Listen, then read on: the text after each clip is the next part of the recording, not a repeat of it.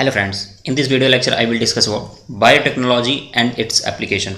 इसमें हम कुछ बेसिक बातें देखेंगे और किस फील्ड में बायोटेक्नोलॉजी का मेन एप्लीकेशन है ये यहाँ पे डिस्कस करेंगे और क्या क्या चीज़ें पढ़नी है ये यहाँ पे हम लोग देखेंगे। इसके पहले हम लोग biotechnology principle and process discuss कर चुके हैं, उसकी एक प्लेलिस्ट तैयार कर दी गई है। आप लोग यूट्यूब पे बायो अकेडमी CBSE नीट के नाम से एक चैनल है, वहाँ पे जाइएगा, प्लेलिस्ट खोलिएगा, वहाँ पे बायोटेक्नोलॉजी प्रिंसिपल एंड प्रोसेस जो है उसमें सारे लेक्चर जो है डाल दिए गए हैं। तो आप लोग वहाँ से जाइएगा, उससे रिलेटेड जो क्वेश्चन है उसका भी एक लेक्चर वहाँ पे डाला गया है, तो आप लोग देखिए और ज़्यादा से ज़्यादा चैनल को सब्सक्राइब करिए जिससे कि आपको नेक्स्ट वीडियो की अपडेट मिलती रहे और जो भी अपडेट हो चैनल पे वो आपको मिलता रहे। ओके, तो आइए स्टार्ट करते हैं। इंट्रोडक्शन पहले बायोटेक्नोलॉजी जो है एप्लीकेशनल फील्ड कौन कौन सी है। The application of biotechnology include therapeutics, diagnosis, genetically modified crop for agriculture, processed food, bioremediation, waste treatment and energy production। अब थेरेपेटिक्स में हम देखेंगे टू हीलिंग द डिजीज़। मान लीजिए कोई हमें डिजीज हील करनी है, अब वो अगर जेनेटिक लेवल पे हील की जा सकती है तो वहाँ पे बायोटेक्नोलॉजी का मेन एप्लीकेशन होगा। या मान लीजिए कोई हमको प्रोटीन चाहिए जो कि हम किसी दूसरे ऑर्गेनिज्म में बना करके पेशेंट को देंगे, तब वहाँ पे हम डिजीज़ को हील कर सकते हैं। तो यहाँ पे थेरेपेटिक्स फील्ड में डायग्नोसिस, कैसे किसी एक डिजीज़ को डायग्नोस की जा सके। जेनेटिकली मॉडिफाइड क्रॉप का मतलब ये हो गया, मान लीजिए कोई एक लैंड ऐसी है, अब वहाँ पे हमारे पास पैडी जो है प्लांट है वो उगाना है, अब वहाँ पे पानी जो है स्क्रैसिटी है, कम होता है, तो ऐसे हमको वहाँ पे सीड ग्रो कराना है जो कि कम पानी में अब वो ग्रो करे और हमको क्या हो, प्रोडक्शन ज़्यादा से ज़्यादा मिले। तो हम लोग हाइब्रिड जो है वैरायटी यूज करेंगे जिससे वो पानी की जरूरत भी उसको कम पड़े, प्रोडक्शन भी ज़्यादा हो। तो बेयर लैंड पे हम लोग देखेंगे, या कह सकते हैं ऐसी लैंड जहाँ पे वाटर की स्कैसिटी है और वहाँ पे कम पानी में हमको प्रोडक्शन करवाना है, तो इसके लिए हाइब्रिड सीड हम लोग यूज करते हैं। तो एग्रीकल्चर के फील्ड में देखेंगे। और प्रोसेस्ड फूड, फिर हम देखेंगे बायोरेमेडिएशन। बायोरेमेडिएशन में क्या होता है कि माइक्रो ऑर्गेनिज्म का यूज करके जो इन्वायरमेंटल पॉल्यूटेंट है उनको ब्रेक डाउन करना। To use microorganism break down the environmental pollutant, तो ये हम बायो रेमेडिएशन में देखें। मान लीजिए कोई पॉल्यूटेंट इन्वायरमेंटल पॉल्यूटेंट है, उसको ब्रेक डाउन करवाना है, अब हम ऐसे माइक्रो ऑर्गेनिज्म का यूज करना पड़ेगा जो उस पॉल्यूटेंट को ब्रेक डाउन कर सके। मान लीजिए अगर उसमें कोई हमको मॉडिफिकेशन करना है तो बायोटेक्नोलॉजी वहाँ पे इंपॉर्टेंट रोल प्ले करेगा। तो आप यहाँ पे भी देख सकते हैं वेस्ट ट्रीटमेंट, ये भी इसी का पार्ट हो जाएगा। तो यहाँ पे हम लोग देखेंगे। फिर एनर्जी प्रोडक्शन। अब एनर्जी प्रोडक्शन में क्या होगा कि मान लीजिए जैसे अभी क्या होता है कि मेथेन क्या होता है, मेथेन हम लोग एज अ फ्यूल यूज कर सकते हैं मेथेन गैस को। तो यहाँ पे अब क्या हो कि माइक्रोबियल प्रोडक्शन ऑफ मेथेन अगर हो जाए तो यहाँ पे क्या हो जाएगा, ज़्यादा से ज़्यादा हमको फ्यूचर नीड की जो होगी वो हमारी ओवरकम हो सकती है। तो ये देखा जा रहा है कि microbial production of methane may will be largest contribution in future. Okay, ये बायोटेक्नोलॉजी का बहुत बड़ा कह सकते हैं कंट्रीब्यूशन हो सकता है इन फ्यूचर में।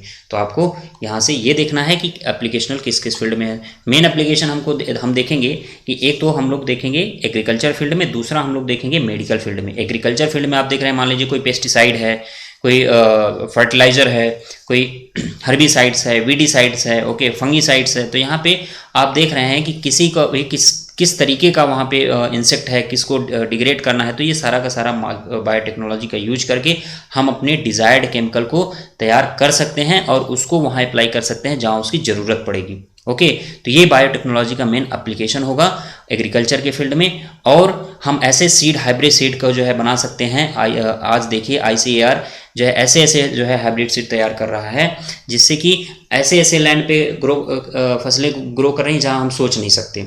सब बायोटेक्नोलॉजी की देन है। ओके, बायोटेक्नोलॉजी की अगर देन न होती तो आज जो है हमारे यहाँ प्रोडक्शन बहुत कम हो जाता। अभी हम एक देखेंगे ग्रीन रिवोल्यूशन। तो ग्रीन रिवोल्यूशन किसकी वजह से आया, इसी बायोटेक्नोलॉजी की वजह से। मतलब टेक्नोलॉजी का यूज करके किस तरीके से हम अपने लिए डिज़ायर्ड प्रोडक्ट है उसका प्रोडक्शन बढ़ा रहे हैं हर एक फील्ड में।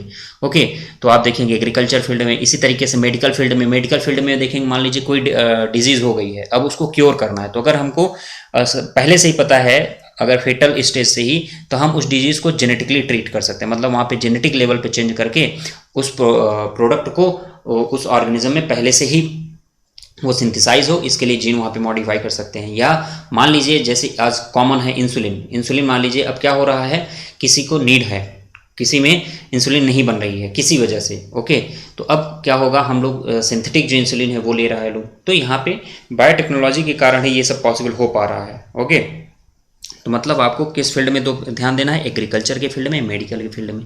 फिर हम देखेंगे रिसर्च ऑफ बायोटेक्नोलॉजी। अब यहाँ पे आपको और देखना है रिसर्च ऑफ बायोटेक्नोलॉजी। तो अब आप देखिए ये इस फील्ड में हम लोग कहाँ कहाँ मेन इसका फोकस होगा बायोटेक्नोलॉजी का। जब कोई एक प्रोडक्ट बन रहा होगा तो सबसे पहले हम उस ऑर्गेनिज्म के बारे में, improved organism mostly a microbe और pure enzyme acting as the best catalyst, जो वहाँ पे बेस्ट कैटलिस्ट होगा उसको हम इम्प्रूव करेंगे। तो वो ऑर्गेनिज्म हो सकता है या मान लीजिए कोई एंजाइम है, हमको उसमें कोई मॉडिफिकेशन करना है तो हम उसको चेंज करेंगे with the help of biotechnology. तो ये एक रिसर्च एरिया हो सकती है, अभी कुछ हो ही रही है और हुई भी है और आगे होती भी रहेगी, तो ये बायोटेक्नोलॉजी में होगा। दूसरा, अब जो कैटलिस्ट एक्ट कर रहा है वो एक प्रॉपर इन्वायरमेंट में करेगा, तो उसके लिए भी क्या होना चाहिए, creating optimal condition through engineering for a catalyst to act. मान लीजिए कोई हम मीडियम में कोई माइक्रोऑर्गेनिज्म ग्रो कर रहा है, उसके लिए वहाँ पे ऑप्टिमल कंडीशन है, उसको किस तरीके से हम लोग बनाने में हेल्प हो सकती है, वो ऑप्टिमली अपना वर्क करते रहे, उसमें बायोटेक्नोलॉजी किस तरीके से रोल प्ले करेगा, ये भी एक रिसर्च एरिया है। तो यहाँ पे ये सारी चीज़ें हो भी रही हैं, हुई भी हैं और आगे होती रहेंगी। जिस तरीके से कंडीशन की जरूरत पड़ेगी वहाँ बायोटेक्नोलॉजी की हेल्प से उसको तैयार किया जा सकता है।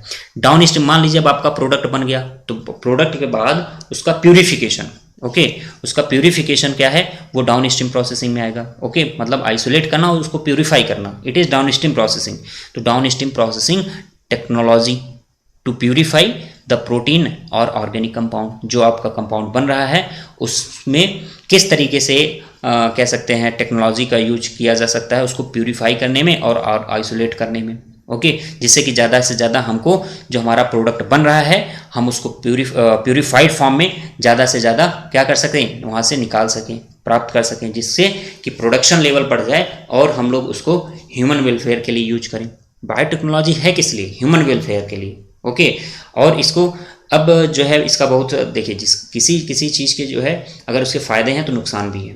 ओके तो यहाँ पे बहुत से हम देखते हैं कि आजकल इंसेक्टिसाइड वगैरह जो यूज हो रहा है क्रॉप प्रोडक्शन के लिए, मतलब वहाँ पे प्रोडक्टिविटी बढ़ाने के लिए, साथ ही साथ वो कहीं ना कहीं नुकसान भी करता है। तो ध्यान ये रखना चाहिए कि हम लोग उतना ही यूज करें चीज़ों का जितना हम लोगों को नुकसान ना करें। ओके तो किसी चीज़ का अगर फ़ायदा है तो नुकसान जरूर होगा, वो हमारे ऊपर डिपेंड करता है हम उसको किस तरीके से ले रहे हैं, तो आपको इसका ध्यान रखना चाहिए। अब हम देखेंगे application of biotechnology in following field, कौन कौन सी मेन फील्ड हैं जिसमें बायोटेक्नोलॉजी का रोल बहुत बड़ा है। तो एक एग्रीकल्चर फील्ड है, दूसरा मेडिकल फील्ड है। तो आप हमको किस में पढ़ना है, एक एग्रीकल्चर फील्ड में पढ़ना है, दूसरा मेडिकल फील्ड में पढ़ना है। अब देखेंगे हम लोग application of biotechnology in agriculture field. तो यहाँ पे देखेंगे कि किस तरीके से हम लोग फूड प्रोडक्शन को बढ़ा सकते हैं। ओके मतलब किस तरीके से इम्प्रूवमेंट ऑफ फूड प्रोडक्शन कर सकते हैं। तो क्या क्या ऐसा चेंज करेंगे, केमिकल चेंज करेंगे या प्लांट में जो सीड है उसमें कुछ ऐसा जेनेटिक चेंज कर देंगे जब वो ग्रो करे तो उसमें अच्छी प्रोडक्टिविटी हो। ओके या हम लोग कोई ऐसा जो है ऑर्गेनिक केमिकल यूज करेंगे जिससे कि प्रोडक्टिविटी बढ़ जाए। तो यही हम देखेंगे कि किस तरीके से एग्रीकल्चर फील्ड में बायोटेक्नोलॉजी का इंपॉर्टेंट रोल है। ओके तो यहाँ पे देखिए agrochemical based agriculture. Agrochemical based agriculture का मतलब जो हम लोग केमिकल यूज करते हैं एग्रीकल्चर में, agrochemical based. Okay it include broad range of pesticide, insecticide, herbicide, fungicide and chemical growth agent like hormone. मान लीजिए कोई प्लांट हार्मोन की जरूरत है किसी प्लांट को क्या करने के लिए, उसकी ग्रोथ के लिए, उसके डेवलपमेंट के लिए, तो किस तरीके से बायोटेक्नोलॉजी का यूज करके हम लोग पेस्टिसाइड थे। अब पेस्टिसाइड, हर्बिसाइड, फंगिसाइड, इसका मतलब ये है कि मान लीजिए कोई आप प्लांट ग्रो करवा रहे हैं, अब वहाँ पे कुछ अनवांटेड प्लांट भी ग्रो कर गए। मान लीजिए ये आपका प्लांट है, डिजायर्ड प्लांट है, इसके बगल बगल में इस तरीके से प्लांट ग्रो कर गए हैं। ओके अब आप क्या चाहते हैं कि ये प्लांट जो है खत्म हो जाए जिससे कि ये इस प्लांट की ग्रोथ अच्छी हो और इसमें प्रोडक्टिविटी मतलब जो फ्रूट लगे वो अच्छे हों। तो यहाँ पे क्या करना है, इनको हटाना है। तो हम क्या करेंगे, केमिकल यूज करेंगे। तो केमिकल यूज करें, हर्बिसाइड्स हम यूज कर रहे हैं कि नहीं यूज कर रहे हैं। तो हम यहाँ पे हर्बिसाइड कैसे बना पा रहे हैं, पहले हम क्या करते हैं, प्लांट का एक्सट्रैक्ट निकालते हैं, उसमें कौन सा केमिकल इसको डिस्ट्रॉय कर सकता है या इसकी ग्रोथ को सप्रेस कर सकता है, ये हम टेस्ट करते हैं लेबोरेटरी में। उसके बाद तब फिर हम लोग केमिकल तैयार करते हैं, तब फिर क्या होता है यहाँ पे हम अप्लाई करते हैं। तो इसी तरीके से मान लीजिए कोई इंसेक्ट है, अब ये इंसेक्ट क्या कर रहा है, इस पौधे को आपको डिजायर्ड जो प्लांट है इसको नुकसान पहुंचा रहा है। तो अब आप चाहते हो कि इस इंसेक्ट को हम यहाँ से हटा दें, ये इस प्लांट को ना खाए, इसके लिए हम कोई स्प्रे वगैरह छिड़काव कर देते हैं। तो ये क्या है, ये सारा का सारा हम लोग वहाँ पे इंसेक्टिसाइड यूज कर रहे हैं कि नहीं कर रहे हैं। अब ये इंसेक्टिसाइड क्या है, इसका नेचर क्या है, तो पहले ऐसा तो है नहीं हर इंसेक्ट के लिए हमारे पास केवल एक ही केमिकल है, ऐसा नहीं है। बहुत से होते हैं कि हमारे पास अलग अलग इंसेक्ट के लिए कोई एक ही केमिकल काम नहीं करता। तो यहाँ पे क्या होता है, उनके पहले केमिकल नेचर टेस्ट किया जाता है कि इसको जो है कौन सा केमिकल सप्रेस कर पाएगा। तो ये किसके कारण पॉसिबल है, अब आप बताइए। बायोटेक्नोलॉजी के कारण ही पॉसिबल है। अगर यहाँ पे हम टेक्नोलॉजी का यूज नहीं करेंगे, बायोटेक्नोलॉजी क्यों बोलते हैं, हमने देखा यहाँ पे लाइफ है, टेक्नोलॉजी है, उसमें हमने दोनों को मिला दिया तो कुछ नया ही क्रिएट हो गया। मतलब बायोटेक्नोलॉजी आप कभी इसमें नहीं देखोगे कि डेड प्लांट के लिए यूज हो रही, नहीं, लिविंग ऑर्गेनिज्म, लिविंग प्लांट के लिए, उनके जेनेटिक नेचर में चेंज करने के लिए, उनका जो है केमिकल नेचर चेंज करने के लिए, उनकी प्रोडक्टिविटी बढ़ाने के लिए प्लांट में, तो आप लोग इसके लिए देखेंगे, डेड के लिए नहीं देखेंगे। तो यहाँ पे हम लोग टेक्नोलॉजी का यूज करके क्या कर रहे हैं, एग्रीकल्चर फील्ड में एग्रो केमिकल बेस्ड एग्रीकल्चर, मतलब जो हमारे लिए पेस्टिसाइड, हर्बिसाइड, फंगिसाइड इसी तरीके से, या chemical growth agent like hormone वगैरह हो जाए, प्लांट हार्मोन हो गए, इनका यूज करते हैं। किस प्लांट के लिए कौन सा ग्रोथ हार्मोन चाहिए, किसका ज़रूरत है किस हार्मोन की, ओके। तो इसे सब टेस्ट करके उसके बाद उसको दिया जाता है। तो ये किसके कारण पॉसिबल हो पा रहा है, बायोटेक्नोलॉजी के कारण पॉसिबल हो पा रहा है। नेक्स्ट देखते हैं ऑर्गेनिक एग्रीकल्चर फार्मिंग।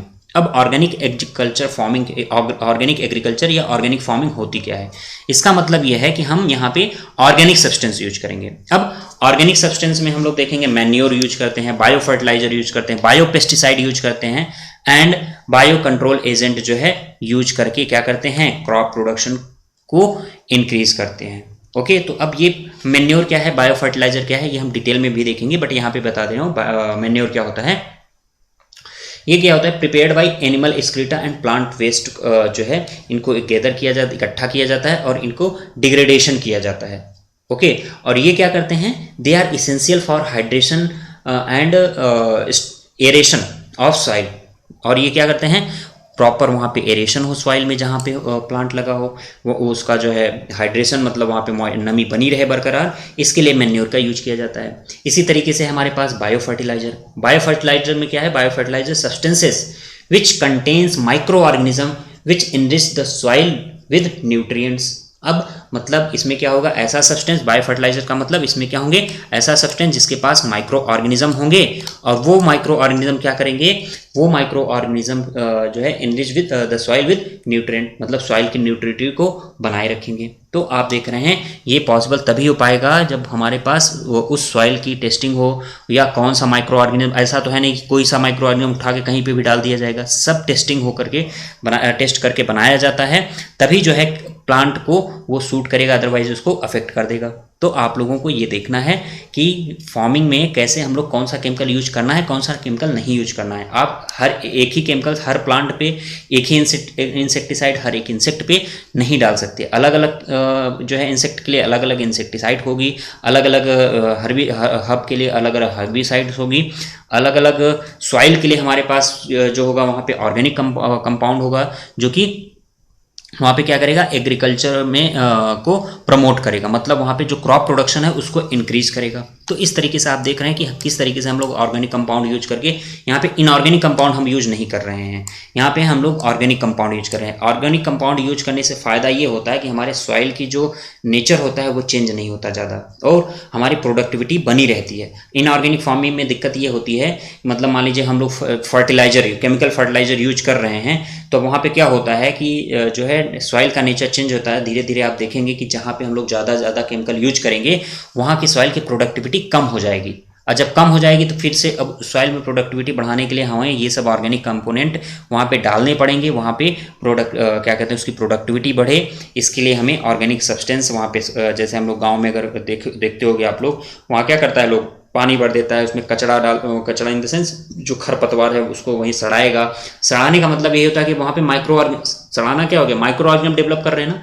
तो आप देख रहे हैं कि नहीं, किसी तरीके से वहाँ पे ऑर्गेनिक कंपोनेंट को प्रमोट किया जा रहा है, जिससे कि वहाँ पे सॉइल की प्रोडक्टिविटी बनी रहे। तो ये है ऑर्गेनिक एग्रीकल्चर में देखेंगे, ऑर्गेनिक फार्मिंग में देखेंगे। यहाँ पे हम लोग जो है कहीं भी फर्टिलाइजर या केमिकल फर्टिलाइजर का नाम नहीं लिए हैं। यहाँ पे हम manure, biofertiliser, biopesticide या बायो कंट्रोल एजेंट, मान लीजिए कोई एक एरिया है जहाँ पे हमारे पास लोकस्ट वगैरह ज़्यादा है, तो हम वहाँ पे ऐसा क्या कंट्रोल, कौन सी बर्ड या क्या ऐसा वहाँ पे कंट्रोलिंग एजेंट यूज करें जो कि ऐसे ही यूज हो जाए, वहाँ पे केमिकल का यूज ना करना पड़े। ओके, तो ये आपको ध्यान देना है ऑर्गेनिक फार्मिंग या ऑर्गेनिक एग्रीकल्चर के लिए। ओके, नेक्स्ट है genetically engineered crop based agriculture. Genetically engineered मतलब अब हमारे पास जो क्रॉप होगा वो क्या होगा, जेनेटिकली इंजीनियर्ड होगा, मतलब कुछ ना कुछ हम जीन में चेंज कर दिए होंगे।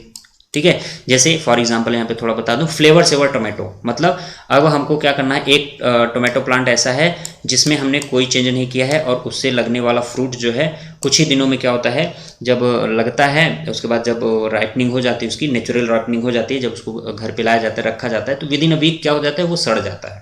लेकिन जो इस समय देखिए सुपर मार्केट में हफ्तों भर रखे रहिए, 15 दिन रखे रहिए, 20 दिन रखे रहिए, उसमें बहुत ही कम उसमें चेंजेस आएंगे और वो जल्दी से जल्दी सड़ेगा भी नहीं। मतलब वहाँ पे हमने क्या किया है, राइपनिंग वाला जो वहाँ पे जीन होगा उसको हमने क्या किया है, सप्रेस कर दिया है, जिससे वहाँ पे राइपनिंग नहीं हो पा रही है और हमारा टोमेटो जो है वो सड़ नहीं रहा है। तो आप ये देख सकते हैं, ये जो जेनेटिकली इंजीनियर्ड क्रॉप है, मान लीजिए जैसे अभी मैंने कुछ देर पहले बताया कि वहाँ पे कहीं पे पानी कम है, अब वहाँ पे हमें पौधा उगाना है धान का, तो कैसे उगेगा, पैडी सीड उगाने, पैडी प्लांट उगाने के लिए क्या होगा, अब उसको ग्रो कराने के लिए हमको कुछ ना कुछ जेनेटिकली इंजीनियर चेंजेस लाने पड़ेंगे, जिससे कि वहाँ पे प्लांट जो है वो ग्रो करे और प्रोडक्टिविटी भी बनी रहे। ओके, उसके प्रोडक्शन पे भी हमको क्या मिले, बेनिफिट हो और ज़्यादा से ज़्यादा हम वहाँ पे उस लैंड पे ग्रो करा सकें। तो ये कब पॉसिबल है, कैसे पॉसिबल है, बायोटेक्नोलॉजी के थ्रू पॉसिबल है, जिसमें हम जेनेटिक नेचर कुछ जीन ऐसा चेंज करते हैं।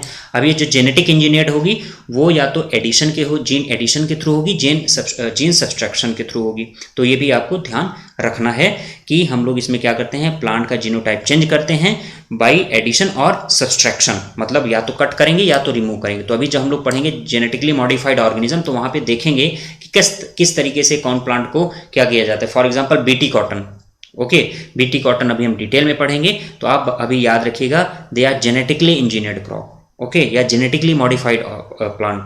तो आपको याद रखना है जेनेटिकली इंजीनियर्ड क्रॉप जो है वहाँ पे प्लांट के जेनेटिक नेचर को चेंज किया जाता है और जीनोटाइप को चेंज किया जाता है, और वहाँ पे क्या होता है, हम अपने नीड के अकॉर्डिंग उसमें चेंजेस करते हैं और उससे जो है प्रोडक्टिविटी बढ़ाते हैं या ह्यूमन वेलफेयर के लिए जो भी प्रोडक्ट होगा वो बनाते हैं। नेक्स्ट है यहाँ पे ग्रीन रेवोल्यूशन। अब ग्रीन रेवोल्यूशन क्यों हुआ, तो बायोटेक्नोलॉजी का यूज करके हम लोग क्या कर रहे हैं, प्रोडक्टिविटी को इंक्रीज कर रहे हैं। ग्रीन रिवोल्यूशन मतलब यहाँ पे हम लोग क्या कर रहे हैं, क्रॉप एग्रीकल्चर में रिवोल्यूशन कर रहे हैं, मतलब एग्रीकल्चर को प्रमोट कर रहे हैं with the help of biotechnology, जिससे कि प्रोडक्टिविटी बढ़ जाए और ह्यूमन वेलफेयर के लिए जो प्रोडक्ट हैं वो ज़्यादा से ज़्यादा ह्यूमन को मिल जाए। तो डेवलपिंग कंट्री में ये आपको ग्रीन रिवोल्यूशन देखने को मिलेगा।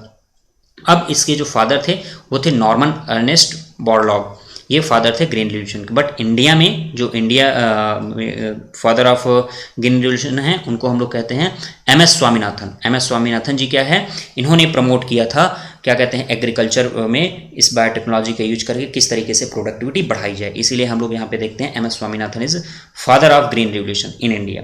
तो आपको याद रखना है कौन से इंडियन साइंटिस्ट जो है फादर ऑफ ग्रीन रिवोल्यूशन कहे जाते हैं, MS स्वामीनाथन, आपको याद रखना है इन साइंटिस्ट का नाम। अब इसका मतलब क्या होता है, इसका मतलब ये होता है by using artificial crop varieties, pesticide and other growth chemicals to increase in crop production. अब क्रॉप प्रोडक्शन में हम क्या कर रहे हैं, यही होता है ग्रीन रिवोल्यूशन। तो आपको ग्रीन रिवोल्यूशन क्या होता है आपको याद रखना है, by using artificial crop variety. और आर्टिफिशियल क्रॉप वेराइटी कब बनेगी, with the help of biotechnology. Pesticide अभी हमने देखा, मान लीजिए कोई हमको कंट्रोल करना है, ठीक है, तो हमको किस तरीके का केमिकल चाहिए, तो वो हमको किस तरीके कब मिलेगा, जब बायोटेक्नोलॉजी का यूज करेंगे। Other growth chemical like hormone, plant growth regulator वगैरह जो होते हैं, ओके, कुछ सप्रेसर, प्लांट ग्रोथ सप्रेसर हैं, कुछ इनहेंस करेंगे ग्रोथ को, कुछ प्रमोट इनहिबिट करेंगे, जैसे हर्बिसाइड वगैरह में इनहिबिटर यूज करते हैं। वहाँ पे हब को हमको जो अनवांटेड प्लांट है उनको क्या करना है, वीड्स वगैरह हैं जो उनको हमको सप्रेस करना है, तो ये प्लांट ग्रोथ रेगुलेटर है। ये सारा का सारा हम लोग बायोटेक्नोलॉजी का यूज करके क्रॉप प्रोडक्शन के लिए जो क्या कहते हैं, क्रॉप प्रोडक्शन के लिए बढ़ाते हैं, उसको बढ़ावा देते हैं, यही है ग्रीन रिवोल्यूशन। नेक्स्ट हम लोग देखेंगे जेनेटिकली मॉडिफाइड ऑर्गेनिज्म। तो आप लोग देखते रहिए और ज़्यादा से ज़्यादा आप अपने फ्रेंड ग्रुप में भी वीडियो को शेयर करिए। आप अपने कमेंट जो है कमेंट बॉक्स में भेज सकते हैं, जो भी आपके डाउट हो, क्वेरीज हो, वो आप कमेंट बॉक्स में भेजिए। Okay, thank you.